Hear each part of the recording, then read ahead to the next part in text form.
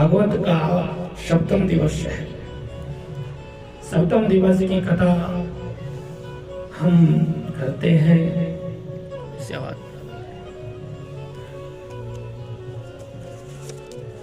आचार्य श्री सुखदेव जी महाराज राजा परीक्षित को बड़ी सुंदर मेरे गोविंद की कथा कहते हैं। सुखदेव जी महाराज कहते हैं कि परीक्षित, आज यहाँ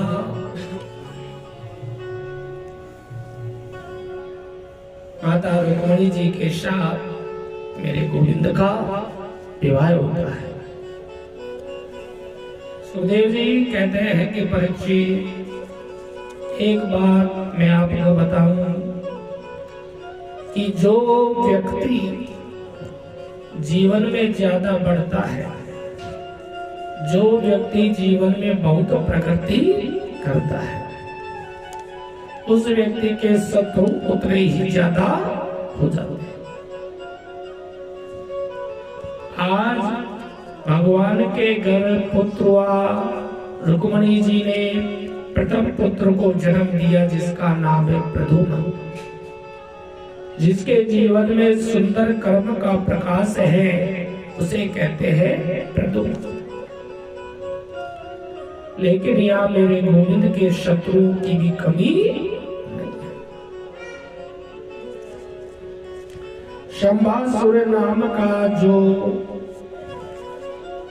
राक्षस था, वो मेरे गोविंद के यहाँ से प्रसूति गृह से बालक को चुरा करके ले गए और ले जाकर के उसने आकाश में जाकर के उस बालक को समुद्र में फेंक दिया। उस बालक को मछली निकल गई। मछुआरों ने मछली को पकड़ के शंबासुर के घर भेज दिया। तो शंबासुर के यहाँ भोजन बनाने का काम करती थी विद्यावती। विद्यावती कहने लगी कि तुम इस बालक को पालिए, मैं क्या करूं। तो विद्यावती के कान में संत नारद जी कहते हैं कि देवी, तुम्हारी गोद में ये जो बालक है, जो खेल रहा है, ये तुम्हारा ही पति है। जब शिव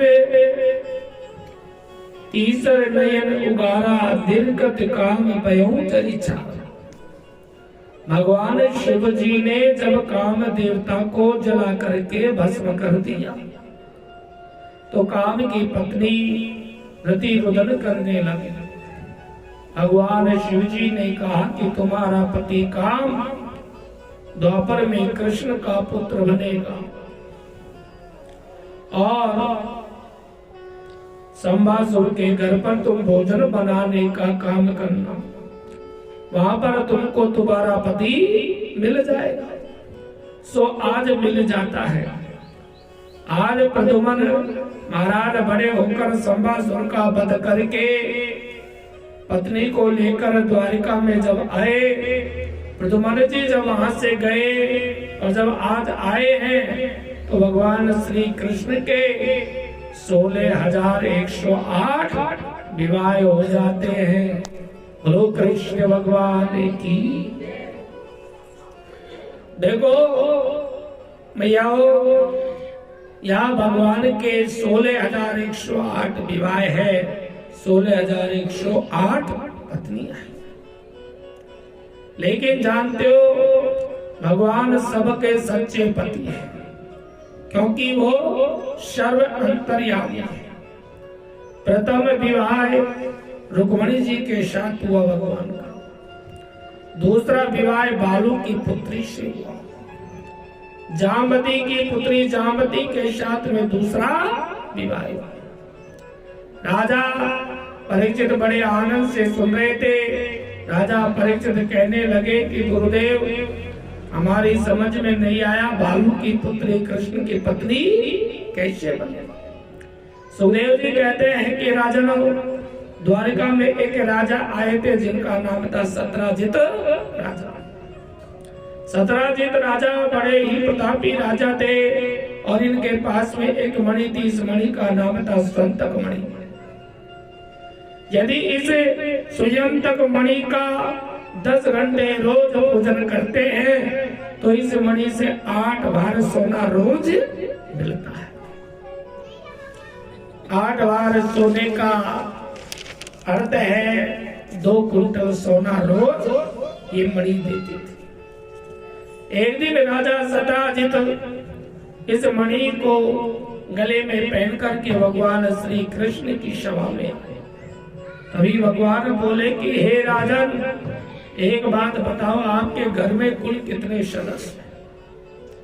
तो राजा सत्राजित कहने लगे कि एक तो मैं हूं, एक मेरी वृद्धा पत्नी है, एक छोटा भाई प्रसेन है और एक इकलौती पुत्री है शतभामा।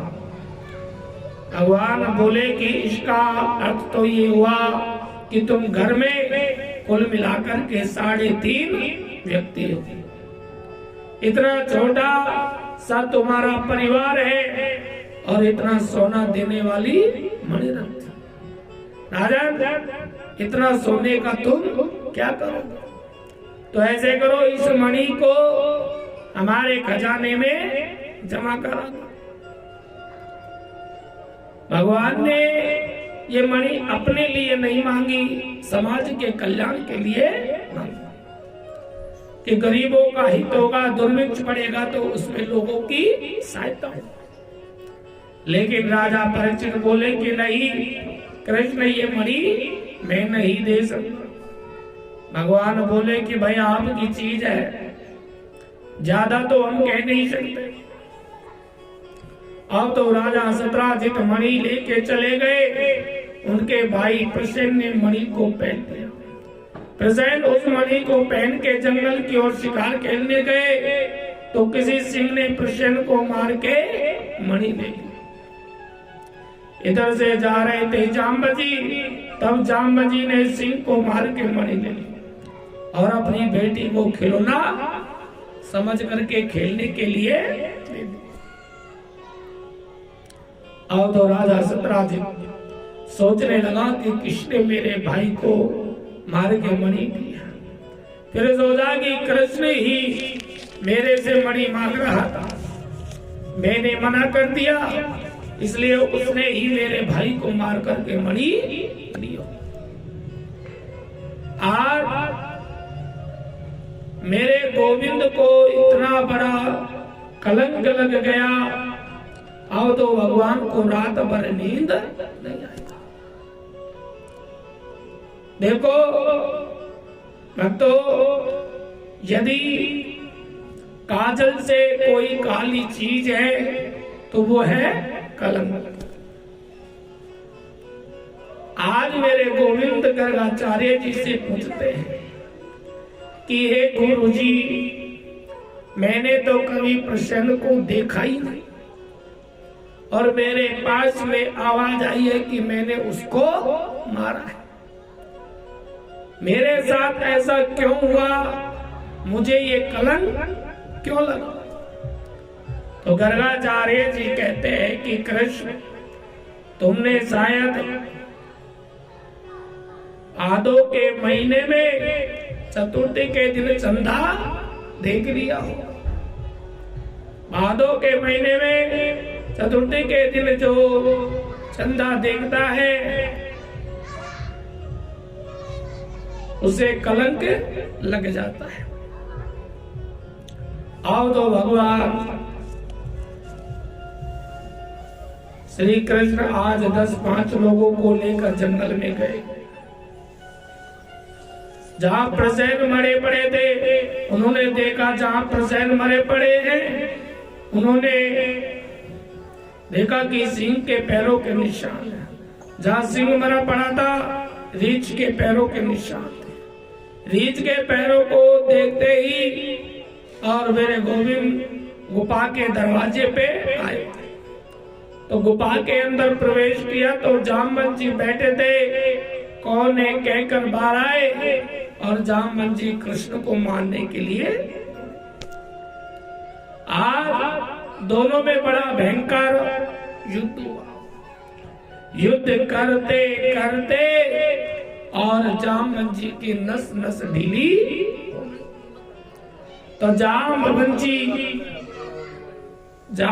जी बोले कि बस रहने दो गोपाल, मैं समझ गया कि आप तो मेरे भगवान श्री राम हो। त्रेता युग की बात है सज्जनों, जब भगवान राम जी रावण को मार करके आए, जब राम जी का राज तिलक हुआ तो राम जी महाराज ने अपनी पूरी सेना से कहा कि तुम्हारी जो भी इच्छा हो मांग लो। तुम सबने मेरी बहुत सहायता करी है, जो भी इच्छा हो मांग लीजिए। अब किसी ने श्रद्धा मांगी, किसी ने पूजा मांगी, किसी ने भक्ति की शक्ति मांगी, सबने कुछ ना कुछ मांगा। जामवंत जी चुपचाप बैठे थे। भगवान बोले जामवंत जी तुम भी मांग लो कुछ। जामवंत जी बोले प्रभु मैं क्या मांगू, हमने रावण की सेना में युद्ध किया लेकिन हमारा जैसा बलशाली कोई पुरुष नहीं था, इसलिए प्रभु अगर आप मुझे देना चाहते हो तो मेरी इच्छा है आपसे दो हाथ कर ले। हम देखे तो सही कि हमारे रघुवर में कितना बल है। भगवान राम जी बोले कि ये क्या कह रहे हो जामवंत। तो भगवान कहते हैं कि जामवंत जी ऐसा नहीं हो सकता, सेवक और मालिक का युद्ध होना मर्यादा के अनुकूल नहीं है, लेकिन तुमने फिर भी युद्ध मांगा है तो मैं तुम्हारी इच्छा जरूर पूरी करूंगा। तो इशारा कर दिया कि जाओ द्वापर में पूरी हो। आज जब भगवान ने युद्ध किया तो जामवंत जी समझ गए कि ये तो मेरे राम जी है। बोली रामचंद्र भगवान की। अब तो या सुखदेव जी महाराज कहते हैं कि आज यहाँ जामवंत जी ने मणि जो है भगवान को देती और बोले मणि के साथ में आप हमारी पुत्री भी ले लीजिए। अब तो भगवान मणि को लेकर के राजा सत्राजित के पास आए और वापिस कर दिया। सत्राजित राजा को रात भर नींद नहीं आई और सोचने लगे कि मैंने बेकार में भगवान को कलंकित कर दिया, कितना बड़ा अपराध मेरे से हो गया। तो राजा सत्राजित ने अपनी जो पुत्री थी सत्यभामा, वो राजा सत्राजित ने मेरी गोविंद को प्रदान कर दी। इसलिए तीसरा विवाह सत्यभामा के साथ हुआ। भगवान पांडवों के यहाँ घूमने जाते, पीछे से अक्रूर ने सुदामा नाम के व्यक्ति को भड़का दिया। तो यहाँ पर भगवान ने सूर्य की पुत्री यमराज की बहन कालंदी से चौथा विवाह हुआ। विंद और अरविंद नाम के राजा हैं, दोनों भाई हैं, दोनों की प्यारी बहन है जिसका नाम है मित्र वृंदा। इनसे मेरे गोविंद का पांचवा विवाह होता है। नगनजित नाम के एक राजा है, इनके यहाँ 7 बैल थे जो बड़े बलशाली पराक्रमी बैल है। ऐसे बैल है माताओं जो मनुष्य से ज्यादा बुद्धिमान है। राजा ने कहा कि जो इन 7 बैलों की नाक में एक साथ नकेल डाल देगा उसे मैं अपनी पुत्री दूंगा। मेरे गोविंद ने ऐसा किया और इनकी बेटी नगनजिता के साथ छठा विवाह हो जाता है। राजा जी देवी की पुत्री जिसका नाम है भद्रा, इनसे मेरे गोविंद का 7वां विवाह हुआ।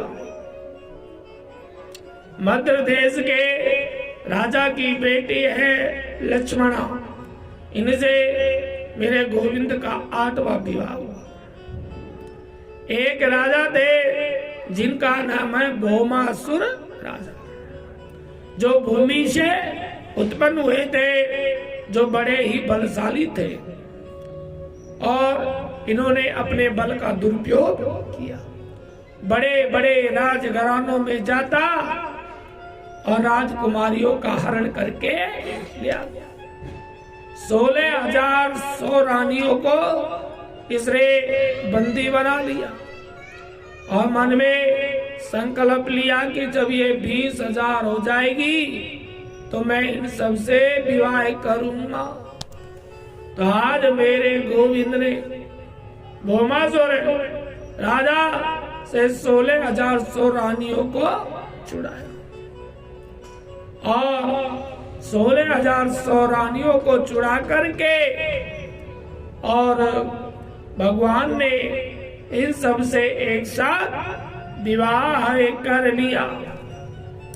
इस प्रकार कुल मिलाकर के या भगवान के 16,108 रानियां हुई। तो श्री कृष्ण भगवान की। सुखदेव जी महाराज कहते हैं कि